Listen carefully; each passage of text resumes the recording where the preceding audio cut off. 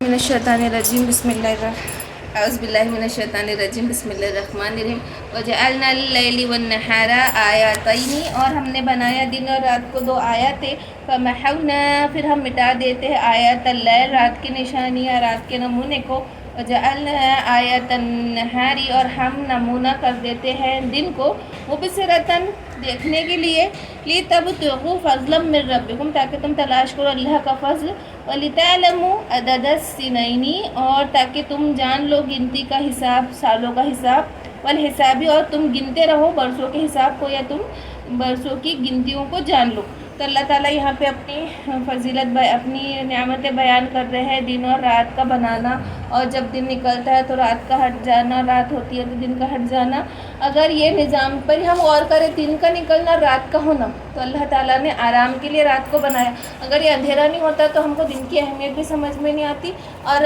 رات نہ ہوتی تو ہم کو وہ تھکان اور اس سے نجات بھی نہ ملتی، اور ایک سسٹم مینٹین نہیں ہوتا، نہیں تو ہر کوئی اپنے حساب سے جاگتا، ہر کوئی اپنے حساب سے سوتا، لیکن اللہ نے رات کو بھیج کر اتنی بڑی فضیلت لی کہ چرند پرند حیوان سب سو جاتے ہیں، انسان کو بھی مجبوراً سونا پڑتا ہے جو نہیں بھی سونا چاہتا کہ سونے کا وقت ہو گیا، ورنہ یہ نظام نہ ہوتا، اس طریقے کا کام نہ ہوتا تو ہر کوئی اپنے حساب سے چلتا اور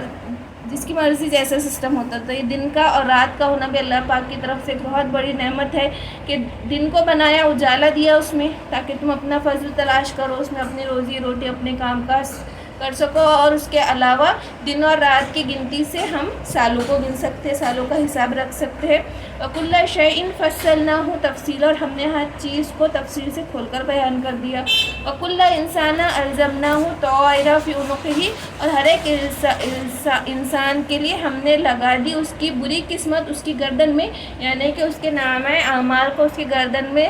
لگا دیتے ہیں، لگا دیا جائے گا۔ وَنُخْرِجُ لَهُ يَوْمَ الْقِيَامَةِ اور نکالا جائے گا اس کو قیامت کے دن کتاباً لکھا ہوا، یَلْقَاهُ مَنشُورًا وہ اس کو کھلا ہوا پائے گا۔ کہ انسان کہیں بھی جاتا ہے، جو کچھ بھی دن رات چھپ کے اور پوشیدگی سے ظاہر ہو کر کرتا ہے، وہ سب کا سب نامہ اعمال میں لکھا جاتا ہے۔ جیسے وہ انسان مرتا ہے تو اس کا نامہ اعمال فرشتے بن کر کے رکھ دیتے ہیں، اور جب حشر کے میدان میں جب وہ حساب کتاب کا دن آئے گا تو وہ نامہ اعمال اس کے گردن میں کھلا ہوا ملے گا اس کو، ایسا کہ وہ خود اپنا حساب کر لیں گے، وہ خود اپنا حساب کتاب کر لیں گا۔ اس میں ہر چیز چھوٹی بڑی بات ایسی لکھی ہوں گی، ایک اور آیت میں سورہ کہف میں کہ ہے یہ ایک ایسی کتاب ہے کہ اس نے نہ چھوڑی کوئی چھوٹی بات نہ کوئی بڑی بات، کہ وہ خود ہی اپنا حساب لے لیں گا، اس کو کوئی اور لگے گا ہی نہیں، خود اپنا محاسبہ کر لیں گا کہ مجھے ثواب مل رہا ہے یا مجھے عذاب مل رہا ہے، وہ اس بات کو خود ہی طے کر لیں گا۔ یہاں تک کہ آپ صلی اللہ علیہ وسلم نے فرمایا قیامت کے روز بعض لوگوں کا نامہ اعمال جب ان کے ہاتھ میں دیا جائے گا، وہ دیکھیں گا اور کہ اس کے بعض اعمال صالحہ اس میں لکھے ہوئے نہیں ہیں، تو عرض کریں گا اے میرے پروردگار اس میں میرے فلاں عمل درج نہیں ہے، تو حق تعالیٰ کی طرف سے جواب ملے گا کہ ہم نے ان نامہ اعمال کو اس لیے مٹا دیا کہ تم لوگوں کی غیبت کیا کرتے تھے۔ کتنی بڑی بات ہے، یعنی غیبت کا ایک عذاب تو ہمیں وہ مل ہی رہا ہے، اور ہمارے نیکیاں بھی مٹ رہی ہے غیبت کی وجہ سے، اور وہ خود انسان کو یاد رہے گا کہ میں نے کتنی بڑی بڑی نیکیاں کی، اور اس کو جا کے پتہ چلے گا کہ نامہ اعمال خالی پڑا ہے غیبت کی وجہ سے، کوئی اور دوسرے گناہوں کی وجہ سے۔ تو یہ کتنی بڑی اس کی کتنی بڑی وہ ہے،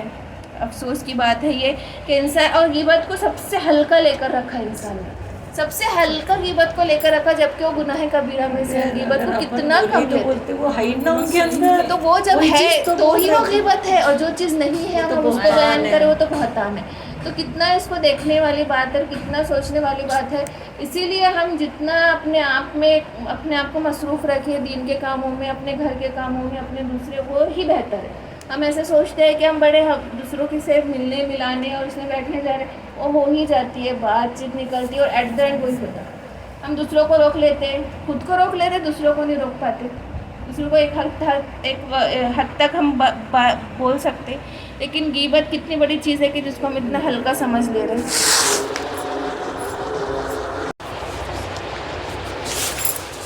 اقرا کتاب کا اور پڑھ اپنی کتاب کو، پڑھ تیری کتاب کو، کفا بھی نفسی کا یوم علیک حسیبا اور کافی ہے تیرا خود کا نفس آج کے دن تجھی پر کہ تو حساب لے لے، حساب لینے کے لیے تیرا خود کا نفس ہی کافی ہے کہ اس میں اتنے واضح طریقے سے اللہ عالم کی کتاب کیسے ہوں گی نا، کہ انسان وہ کتاب پڑھے گا تو اس کو یاد بھی آ جائیں گے، شاید وہ سین بھی چل رہے ہوں گے کہ ہاں کہ وہ انکار بھی نہیں کر سکیں گا، یعنی صرف ریٹرن ہوگا وہ، یا کیسا ہوگا، یا وہ دیکھ بھی رہا ہوگا، یا خود اس کو دکھ رہے ہوں گے کہ ہاں میں تو موجود تھا، میں نے یہ کیا، میں نے یہ بات کیا. وہ اپنے آپ خود ہی حساب لے لے گا، اس کو بولنے کی ضرورت ہی نہیں پڑے گی، نہ وہ انکار کر سکیں گا اپنی باتوں سے، وہ خود کافی ہوگا اپنا خود کا حساب لینے کے لیے. مَنِ اهْتَدَىٰ فَإِنَّمَا يَهْتَدِي لِنَفْسِهِ، تو جس نے راہ پائی اس نے راہ پائی اپنے ہی نفس کے لیے، اپنے خود کے لیے. وَمَنْ ضَلَّ، اور جو کوئی گمراہ ہوا، فَإِنَّمَا يَضِلُّ عَلَيْهَا، تو اس کی ضلالت، اس کی گمراہی اسی پر. وَلَا تَزِرُ وَازِرَةٌ وِزْرَ أُخْرَىٰ، اور نہ اٹھائے گا کوئی کسی کا بوجھ نہیں اٹھائے گا، وہ کسی دوسرے کا بوجھ نہیں اٹھائے گا. تو اس میں ہے کہ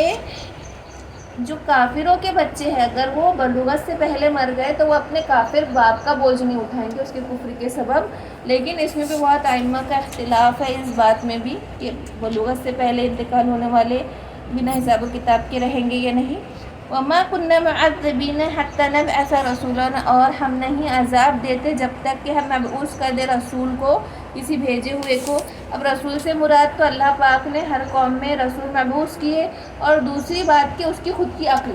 وہ بھی رسول کے مترادف ہے کہ انسان کو اتنی تو عقل و فہم ہے کہ دنیا کا کوئی نہ کوئی چلانے والا، کوئی الہی بیٹھا ہے میرا رزق کا دینے والا، میری ہر چیز کو بنانے والا، بگاڑنے والا. یہ عقل شعور تو ہر کسی میں ہے. ایک اگر انسان عقل مند ہے تو وہ اتنا تو فیصلہ کر لے گا کہ کوئی نہ کوئی موجود ہے دنیا کو چلانے والا، اور جیسے وہ دنیا میں دنیا بھر کی چیزیں تلاش کرتا تو اپنا رب بھی تلاش کر سکتا تھا. اتنا عقل اللہ نے دے ہی رکھی ہے فطرت ہے. جیسے کہ ابراہیم علیہ السلام کہ وہ جب دیکھے کہ سورج یہ ہوگا خدا، نہیں وہ ڈوب گیا، چاند ہوگا خدا، تو اپنے الہی تک پہنچ گئے. تو اتنی عقل تو اللہ نے فطرتاً ہر انسان کو دے رکھی ہے کہ وہ اپنے الہی کو کھوج لے. تو یہاں پہ رسول سے مراد وہ انبیاء بھی ہے اور اس کی خود کی عقل بھی ہے کہ وہ فیصلہ کرے، کہ وہ سوچے کہ ہاں کوئی نہ کوئی تو ہے اللہ کے علاوہ، اللہ ہے چلانے والا اس دنیا کو. پوچھنا پڑے گا یہ سب وہاں کی رت کا احتیاط رہتا ہے. وَإِذْ أَرَدْنَا، اور جب ہم نے ارادہ کیا، أَن نُهْلِكَ قَرْيَةً، کہ ہم ہلاک کر دیں کسی بستی کو، أَمَرْنَا مُتْرَفِيهَا فَفَسَقُوا فِيهَا، تو اس میں عیش کرنے والے، فَفَسَقُوا، پھر انہوں نے نافرمانی کی، فِيهَا، اس میں، فَحَقَّ عَلَيْهَا الْقَوْلُ، پر ان پہ ثابت ہو گئی بات، فَدَمَّرْنَاهَا تَدْمِيرًا، تو پھر ہم نے اکھاڑ پھینکا ان کو اکھاڑ پھینکنا. پھر جب ہم نے ارادہ کیا کسی بستی کو ہلاک کرنے کا تو ہم نے ان میں عیش میں رہنے والوں کو پہلے دیکھا گیا کہ وہ فسق کر رہے ہیں، نافرمانی کر رہے ہیں. تو دیکھو سب سے پہلی بات کیا ہے نا،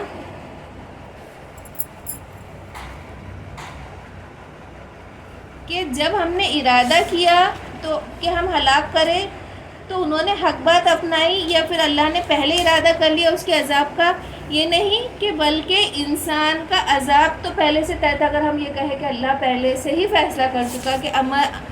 امر نہ کہ ہم فیصلہ کر چکے تھے، تو اس کا مطلب یہ نہیں کہ اللہ فیصلہ کر چکا تو عذاب کے راستے پہ نکل گئے، بلکہ کہ اللہ نے انسان کو عقل دی، اختیار دیا کہ وہ ثواب کا راستہ چنے یا عذاب کا راستہ چنے. اور جب اس کے اپنے عمل، اس کا اپنا عزم عذاب کی طرف گیا تو اس پر عذاب آیا. اب دوسری بات کہ جو کہا گیا کہ عیش و عشرت میں پڑھنے والے، تو دیکھو عیش و عذاب الہی کی علامت ہی ہے کہ اس میں رہنے والے عذاب میں جس قوم کو مبتلا کرنا چاہتا ہے تو اس کی ابتدائی علامت یہ ہوتی ہے کہ اس قوم کے حاکم، رئیس ایسے لوگ بن جاتے ہیں جو عیش پسند اور عیاش ہوتے ہیں. اور اگر وہ عیش پسند اور عیاش ہو جاتے ہیں اگر حاکم، تو قوم بھی اپنے آپ ایسی ہو جاتی ہے. اگر جس قوم کا حاکم متقی ہو وہ قوم بھی متقی ہوتی ہے، جس قوم کا حاکم عیاش ہے، فاسق ہے، وہ قوم بھی ویسی ہوتی ہے. اس لیے آتا ہے نا کہ جب یہ حضرت عمر رضی اللہ تعالیٰ عنہ کی جب خلافت کا دور آیا تھا تو وہ اتنی بہترین خلافت تھی اور وہ ایسے ایسے کام کرتے تھے اور وہ اتنا ڈرتے تھے کہ وہ کسی کو اس کی سزا پر بھی کوڑا مار دیتے. تو اپنے پھر صحابہ کو بلا کے کہتے کہ میں نے تو ایسا ایسا کر لیا، مجھے پکڑ تو نہیں. ان کے کھانے کی تکلیف ہو رہی تھی، وہ جب خلافت کے کاموں میں لگے تو ان کا بزنس پورا ٹھپ ہو گیا، یہاں تک کہ زبردست فقر و فاقہ ان پر آیا. تو وہ صحابہ کو بلا کے مشورہ لے رہے کہ اب میں کیا کروں، میرے کھانے کا بندوبست. تو عثمان رضی اللہ تعالیٰ نے کہا کہ معروف کے مطابق کھائیے، خود بھی کھائیے، قوم کو بھی کھلائیے. لیکن حضرت علی نے کہا کہ صبح اور شام کا کھانا اور سردی گرمی کے کپڑے. تو یہ اس وقت کا حاکم وقت تھا جو کئی ملکوں پہ بادشاہت کر رہا تھا. تو ایک مرتبہ ایک اونٹنی بھاگ گئی جو صدقے کی تھی، تو عمر رضی اللہ تعالیٰ عنہ دوڑ رہے اس اونٹنی کو ڈھونڈتے ہوئے، تو حضرت علی کہنے لگے کہ کہاں امیر المومنین، تو کہا صدقے کی اونٹنی بھاگ گئی، میری ذمہ داری ہے کہ دریائے فرات پہ کوئی بچڑا بھی مر جائے تو مجھ سے پوچھوں گی۔ تو حضرت علی نے کہا کہ آپ نے آنے والوں کو شرمندہ کر دیا، آپ نے آنے والے خلیفاؤں کو شرمندگی میں مبتلا کر لیا، مطلب یہ کہ اتنا ٹف اسٹینسل مینٹین کر دیا آپ نے ایز اے خلیفہ کہ اب ہم باقی آنے والے اب کہاں کھڑے ہوں گے، کہ آپ اتنا ٹف ہم کو کمپٹیشن دے رہے آنے والوں کو خلافت میں اپنے کاموں میں، کہ اب پیچھے آنے والے کہاں تک آپ کی برابری کر سکیں گے۔ تو یہ اس وقت کے حاکم تھے، اور جس قوم کے حاکم عیش و عشرت میں مبتلا ہوتے وہ قوم اس سے زیادہ بدترین گناہوں میں مبتلا ہو جاتی ہے۔ تو کیا کہا کہ عذاب الہی کی علامت ہے، اور یہ تو ہر جگہ ہے آج، ہمارے حاکم ایسے بچے ہی نہیں، کوئی تقوی نہیں، کوئی زہد نہیں، عیاش، کافر، فاسق، فاجر، ہے نا۔ اب وہ عیاشی کرنا چاہیں گا تو وہ کیا کریں گا، سب سے پہلے جوا کھانے کھولیں گا، شراب کھانے کھولیں گا، خود تو مبتلا ہے گناہوں میں تو وہ قوم کو بھی اس راہ پہ لے جائے گا، وہ خود عیاشی کرنا چاہیں گا تو وہ قوم کو بھی اس راستے پہ لے جائے گا، خود جوا کھیلنا چاہتا تو جوا کو جائز کر دے گا، شراب پینا چاہتا تو شراب کو جائز کر دیں گا، اور ایسے ہی ہو رہا نا۔ عرب میں آج ریاض میں میوزک کانسرٹ ہو رہے، شراب کے اڈے، جواؤں کے اڈے، کسینو، دنیا بھر کے ہر چیز ہو رہی کہ وہ خود کرنا چاہ رہے، اس لیے عوام ان پہ انگلی اٹھائے، اس سے پہلے عوام کو بھی ان گناہوں میں مبتلا کر دو، گناہوں کو عام کر دو، ہم بھی کریں تم بھی کریں۔ تو عذاب الہی کی علامت ہے کہ اس قوم کے حکمران عیاش ہو جائے، اس لیے کہا کہ ہم اس بستی کو ہلاک کرتے ہیں جب ہمارا امر آ جاتا ہے، اس میں عیش و عشرت میں رہنے والے جب فاسق بن جاتے ہیں تو ثابت ہو جاتی ہے ہمارا قول، پھر ہم اکھاڑ پھینکتے اس بستی کو، اکھاڑ پھینکنا۔ وَكَمْ أَهْلَكْنَا مِنَ الْقُرُونِ مِنْ بَعْدِ نُوحٍ، اور کتنی ہم نے ہلاک کی بستیاں نوح علیہ السلام کے بعد۔ وَكَفَىٰ بِرَبِّكَ بِذُنُوبِ عِبَادِهِ خَبِيرًا بَصِيرًا، اور کافی آپ کا رب گناہوں پہ عبادی اپنے بندوں کے خبیرم بصیرہ خبر رکھنے والا اور دیکھنے والا۔ من کانا یرید العاجلۃ عجلنا، اور جو کوئی ارادہ کرتا ہے، عجلت کرتا ہے، جو جلدی کرتا ہے، عجلنا تو ہم ان کو جلدی دے دیتے ہیں، لہو اس کے لیے، فیہا اس میں، ما نشاء لمن نرید، جہاں چاہتے ہیں، جتنا چاہتے ہیں، جس کو چاہتے ہیں، ثم جعلنا لہ جہنم، پھر ہم ٹھہرا دیتے ہیں اس کے لیے جہنم، یصلاھا مذموما مدحورا، پھر ڈال دیا جاتا ہے اس کو الزام کھایا ہوا دھکیل کر۔ ومن اراد الاخرۃ، اور جو کوئی ارادہ کرتا ہے آخرت کا، وسعی لہا سعیہا، اور صحیح کرتا ہے اس کے لیے صحیح، وہو مومن، اور وہ یقین رکھتا ہے، ایمان والا ہے، فاولئک کان سعیہم مشکورا، تو اس کی پھر صحیح، اس کی کوششیں مشکورہ قدر کی جاتی ہے۔ تو انسان کتنے بھی نیک اعمال کر لے، اس کا جو مقصد ہے وہ آخرت ہونا بہت ضروری ہے۔ اب صحیح سے مراد ہے کہ اس کا مقصد آخرت ہو اور سنت کے حساب سے ہو، استقامت اور مدامت پہ ہو، اور بد نظمی نہ ہو۔ تو صحیح میں کیا کیا چیزیں آئیں گی کہ سب سے پہلے تو وہ مومن ہونا ضروری ہے، دوسرا اس کی نظر آخرت پہ ہونا ضروری ہے، دوسرا سنت طریقہ پر، یہ نہیں کہ بدعت کیے جا رہے ہیں اور سوچ رہے کہ نہیں ہم نے تو بڑا اچھا کام کرے، ہم تو بڑی بھلائیاں نیکیاں بانٹ رہے، نہ وہ سنت پر ہے بلکہ وہ بدعت کرتے بیٹھے ہیں، اور وہ سوچ رہے کہ ہم سے کتنی اچھی چیزیں ہو رہی، من گھڑت طریقے نکالی، عجیب عجیب رسم و رواج کر رہے اور اس کو نیکی کا کام سمجھ رہے، بلکہ صحیح میں کیا ہے کہ وہ صحیح کیسی ہوں گی کہ وہ سب سے پہلے مومن ہوں گا، آخرت میں اس کی نظر ہوں گی، وہ سنت کے حساب سے ہوں گا، استقامت، مدامت اور بد نظمی سے بچے گا۔ اور کیا آتا ہے نا کہ نفل عبادت کب قبول ہوتی ہے، جب اس میں استقامت ہو، کہ انسان تھوڑا عمل کرے لیکن استقامت سے کرے، یہ نہیں کہ ابھی موسم چل رہا ہے، کوئی ذی الحجہ آ گیا، شعبان آ گیا، رمضان آ گیا تو ہم نے بڑے جوش و خروش میں پوری عبادتیں کر لی، بڑے تہجد گزار بن گئے، ہم چاشت پڑھ لے رہے، یہ پڑھ لے رہے، اور جیسے گیا تو ہم ٹھپ کہ ہم سے فجر میں بھی نہیں اٹھا جا رہا۔ تو نفل عبادتوں کا معاملہ استقامت پہ ہونا چاہیے کہ انسان تھوڑی عبادت کرے لیکن وہ استقامت پر کرے، استقامت بہت ضروری ہے۔ کلن نمد ہؤلاء وہؤلاء من عطاء ربک، کلن ہر ایک، نمد پہنچا دیتے ہیں، ہؤلاء وہؤلاء ان کو اور ان کو، من عطاء ربک بخشش تیرے رب کی طرف سے، وما کان عطاء ربک محظورا، اور ہے تیرے رب کی بخشش محظورہ، کوئی روک نہیں سکتا، تیرے جب آپ کا رب بخشنے پر آتا ہے کسی کو کوئی چیز تو اس کو کوئی بھی چیز روک نہیں سکتی، نہ اللہ کی بخششوں کو کوئی روک سکتا، نہ اللہ کے آنے والی مصیبتوں کو روک سکتا، جتنا جس کے نصیب میں جو ملنا، جتنا ملنا لکھا ہے وہ رکتا نہیں، محظورہ کوئی روک نہیں سکتا۔ انظر کیفا فضلنا بعض علی بعض، اور دیکھو کہ کیسے ہم نے فضیلت دی بعض کو. وللآخرۃ اکبر درجات و اکبر تفضیلا، اور پچھلے کو ہم نے زیادہ بڑے درجات دی اور زیادہ بڑی فضیلت دی.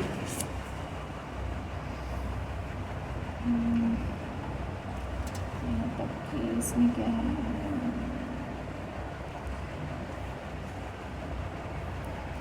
اور یہی ہے کہ اللہ کی مرضی، جس کو چاہے زیادہ بڑی فضیلت دے، جس کو چاہے زیادہ بڑے درجات دے، جس کو چاہے کسی پر فوقیت دے.